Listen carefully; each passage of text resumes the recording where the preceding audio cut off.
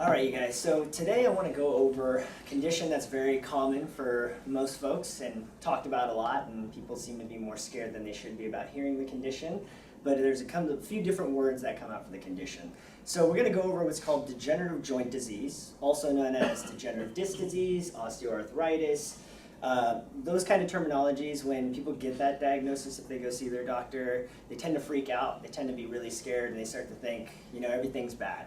Wear and tear is really what they should tell you, because that's essentially what that condition is. So degenerative disc disease, degenerative joint disease, or osteoarthritis. Really not that big a deal as long as you are trying to take care of yourself to try to minimize the degeneration that occurs naturally through our lifespan. Okay, so wear and tear is really what they should use, because when you hear arthritis, people really freak out and they think they can't do anything. And you just need to know that you are not your diagnosis. So whatever diagnosis you get, don't take it to heart and think my life is ruined, I can't do anything about it. You can do a lot of things for it, you just gotta be proactive for it, okay? So degeneration is normal for living. Just like anything in the world that we have, things break down over time. You buy a brand new car, brand new house, over time it starts to break down if you don't take care of it properly. You can always expand the lifespan with taking care of things. So this is just a model that I have in my office I like to talk about with patients who come in with this type of condition, or they present an x-ray or MRI and they say, I got arthritis, look how bad this looks. And then I'll kind of go over this with them. So it goes from textbook normal all the way to phase 3, which is kind of the worst form of degeneration you can have. So again, degeneration is a normal process as we age, but things that you can do to be proactive to minimize degeneration is physical activity, eating right, managing stress accordingly. So all the stuff we always hear, but people seem to not take advantage or do things about those. So I really want to kind of stress today as semi-scare you, but also try to use that fear as a motivation to make change. Doesn't matter if you're 20 years old with arthritis or you're 90 years old with arthritis, you can still make change in your life. And there's a video clip that I wish I had time to kind of put together on a PowerPoint of an older lady. She's about 85 and she literally looks like a question mark. She's extremely hunched over like this, severe scoliosis, degeneration, the whole nine. She met a yoga therapist who actually guided her through yoga, and I think they did it every day or every other day, and she spent about a year with her, and this lady can almost stand up completely upright. And I mean, I'm telling you, she was more hunched over than most people you're seeing on their phones out in today's society. So just keep in mind that doesn't matter what age you are, you can still make the change, you just have to take initiative and do something about it. So people always go, oh, it's too lazy to do that, too lazy to do this, I don't have time for this. Lazy is actually normal, because as human beings, we were designed to do 3 things. That was to eat, procreate, and sleep. That's literally what we are on this earth for. Now, we have an extra part of our brain that most animals and mammals don't have, so we can think, we can create, we can process. We're smarter than, say, the average bear. So because of that, we've created tools, we've created things to make life easier. Before, you had to hunt and gather to survive, so you'd spend most of your day trying to find food, have sex, and then go to sleep. And that was just life. So now that we've created this society, we're going to fast forward from the Stone Age to today, created technologies, all these things to make life so much easier, and we've really become extra lazy because we've catered to what is normal. So I really stress the point of starting to be proactive, starting to make changes in life, because I hear from my patients a lot of excuses, and we all have the same amount of time, we all have similar resources. So I'm not saying you need to go eat super organic, sleep, blah, blah, blah, spend money on this and that. I'm just saying you can start to make little changes, little habit changes to improve yourself over time. So that's what I really stress about this point, is that this process, while it is normal, how you live your life is going to accelerate that process or slow that process down. And people always want to make change when it's too late, right? Like when you get sick, you go to the doctor after a few days of trying to manage it yourself, and maybe you're told you have something that could have been prevented, that people weren't taking advantage of when they were either healthier or younger, whatever the case may be. So that's another thing I really stress, is because we don't feel things now. With arthritis, you don't typically feel it, right? Like everyone in here has some form of arthritis or degeneration in their joints right now. Most of you, some have some aches and pains, but you're still working through it. Maybe some of you don't really have that much going on. But you want to try to be proactive before shit hits the fan, so to speak. So I really stress this point of start making the change today if it is something that you're dealing with. If you get the diagnosis, take that to heart and say, okay, I need to make a change. Don't sit back, sulk in your sorrows, and feel sorry for yourself and tell people you got this problem. Take action, because that's something that you can do and you should do. You know, it's never too late, no matter what stage you might have something, okay?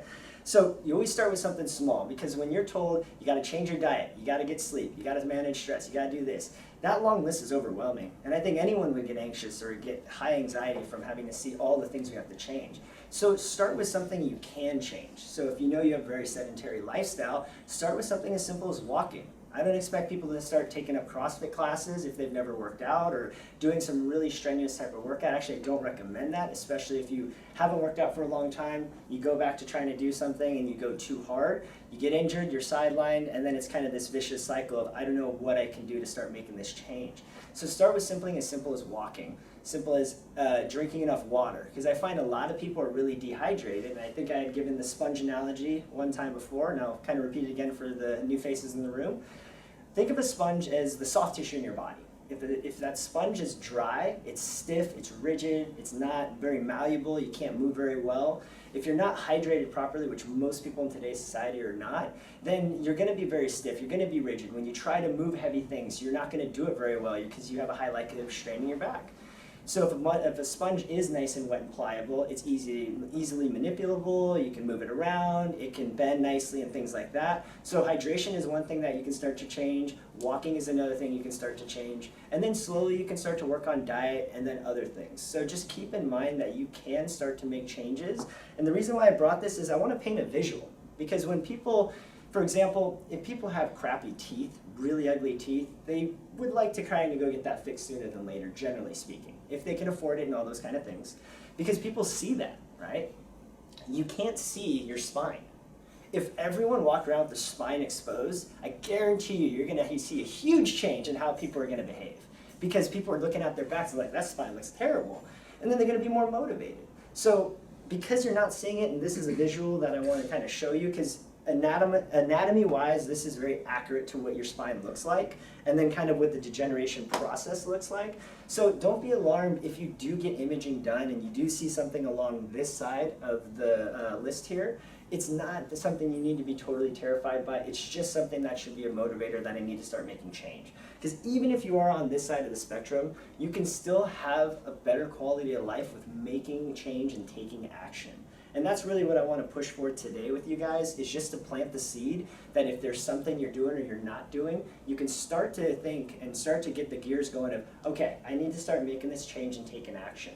Especially for a lot of people who are parents who have kids, I think that it would be good to be a lead example for your kid. You know, try and make the change. If there's something that you are, if you're in a place that you need to start to make a change, use that as inspiration for your kids instead of, I'm just going to do this, and then maybe the kids start to follow that example.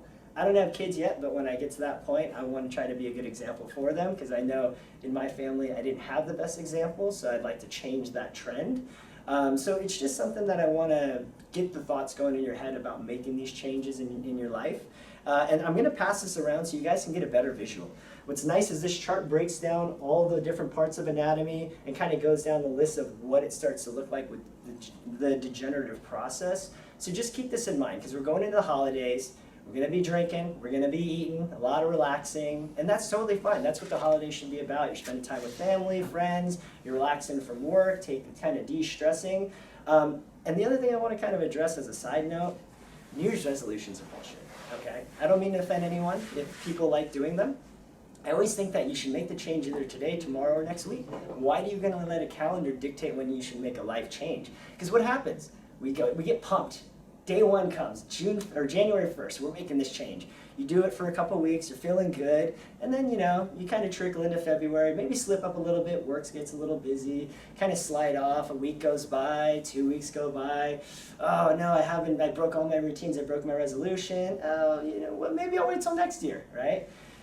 Don't wait till next year. If you catch yourself slipping, that's fine. We're human beings, right? I'm guilty of it too. When I went on vacation, I did 0 exercise. Came back to my first class, it was very tough. The other thing is the body breaks down very quickly, or I shouldn't say break down, it deconditions very fast. So if you go work out for, say, a couple of months, you're feeling good, strong, healthy, and then you take a week off, maybe 2 weeks off, going on a long vacation to Europe or something, you come back, and you get back to that workout cast, you're like, I just lost all that strength I had for 2 weeks. It deconditions so fast compared to how much effort it takes to build up. So again, bringing it back, we're naturally lazy, so it's okay to be lazy, but start to take some action so you can break being lazy, because I always think that it's better to have a good quality of life as we get older. You know, I see a lot of people who will talk about, I'm old, I can't do this, and blah, blah, blah, but patients come in and tell me that. And I know I'm young, and it's like hard for me to try to relay the message of you can have a better quality of life in your older age. You don't need wheelchairs, walkers, things like that if you can take some action now. And they kind of look at me and they're like, you don't know yet, you'll see. And I'll tell them it's not me that's trying to say like I know better even though I'm not an older age person. It's patients I have who actually have taken care of themselves through the lifespan. I have patients my oldest patient is 88 years old. And in between 88 and probably like 65, I got a handful of people who have taken care of themselves through the lifespan and some who haven't. And I see a very different dialogue when they come into my office and I talk with them. And the ones that are taking care of themselves through the old age, they're happier, they kind of have a better quality of life, you know, they have better relationships. And then the other ones kind of come in and it's a little bit down. And my goal is to try to inspire or get some motivation. Whether they want to stick with working with me or not, I still want to relay this message because this is something that I practice and I preach, and I really want to stress that point to you guys, and hopefully you can spread that seed, you know, and tell other people that kind of stuff. Because you only have one life, right? Shoulder surgeries, hip surgeries, knees, wrists, whatever, those surgeries are pretty successful. But spine surgeries still have a low success rate. Sometimes you'll hear stories of success, but you only get one spine, and it's such an aggressive and invasive surgery, and a lot of times mistakes happen, because surgeons are human beings too, and we all do make mistakes, and it's unfortunate that some people have bad surgeries and things like that. And I always say, you know, some people want to go under the knife very quickly, and it shocks me how quick people are willing to just do that versus taking a more conservative route to at least try, you know, whether it's exercise, rehab, different things like that before they go into the knife. Because if that is not successful when you do conservative care, and then you have to go through surgery, so be it. You at least made the effort, you tried a series of treatments to fix the problem, didn't work out. And in most cases, you can avoid some kind of surgery. So if a surgeon that you meet with goes right into you need surgery right away and doesn't even recommend some kind of alternative therapy, physical therapy, chiropractic, things like that, I would get a second opinion before you go under the knife. And try to be motivated, because if you do live an unhealthy lifestyle for, let's say, 5 years, you've had pain for 5 years, don't expect it to get fixed fast, okay? The longer you wait to fix something, the longer it's going to take for that rehab. So that's another point that I want to address. That's everything I have for today. Any questions? So do you have like gentle stretches or exercises that you recommend to keep that from happening? Absolutely. Yeah. So when it comes to spinal health, or I guess working out in general, most people, it's either like lifting weights or maybe Pilates and yoga, and those things are really great. Let's say it's someone who hasn't worked out in a very long time or ever, start with something simple like body weight exercises. So body weight squats, some yoga, maybe gentle yoga versus more aggressive sculpt yoga or something like that.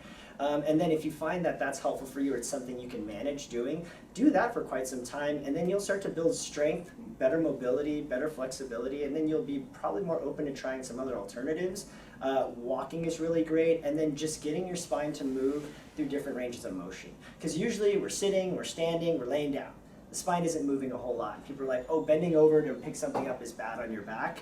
That's not true. A lot of times people say, you know, you got to have that neutral spine and live in this world. Well, if you don't take your joints through ranges of motion, for example, if I lived in this position, so this is my back, and I'm told stay in neutral spine, which was the old recommendation, and it's like, okay, move this way. Oh, I got to bend over, pick up that box, keep that spine as straight as I can. It's not natural, right? Because you go through life doing different things.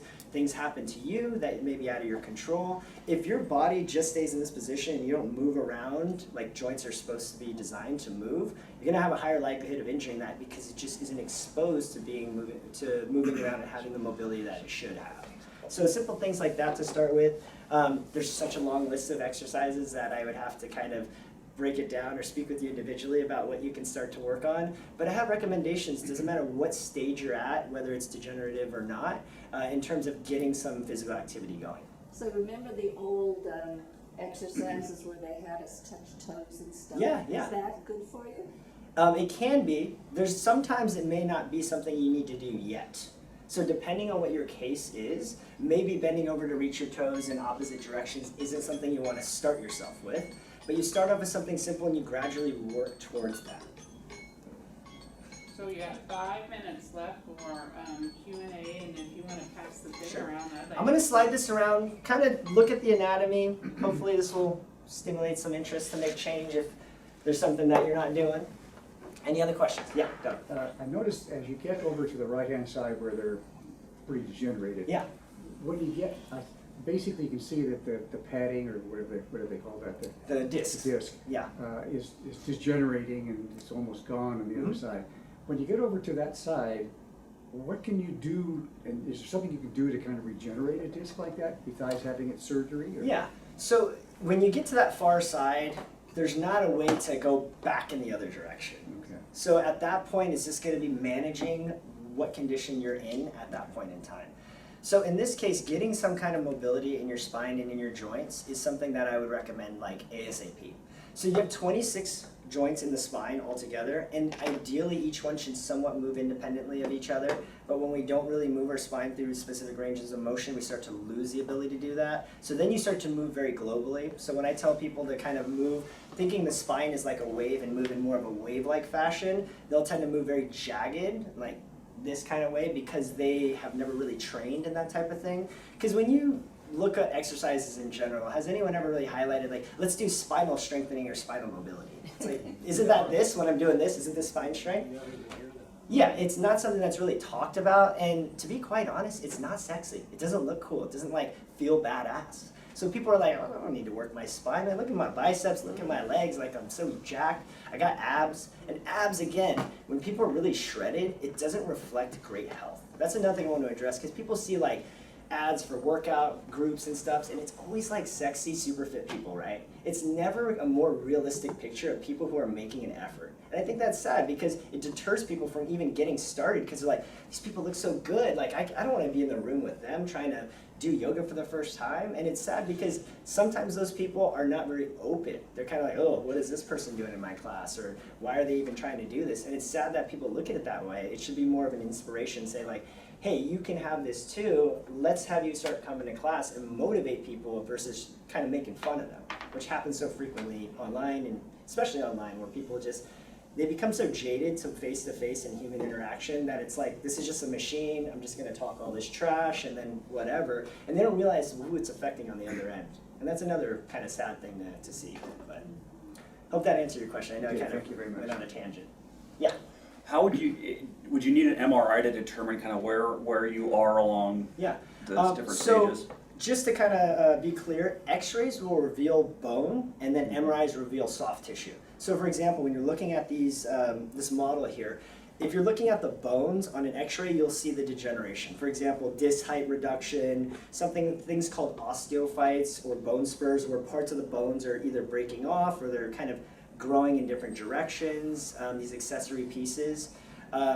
So x-ray will reveal if you have any of that type of stuff, and then the MRI will reveal what the disc looks like. So for example, if you think you have a disc herniation, disc bulge, they're essentially the same thing. There is no such thing as a slip disc, by the way.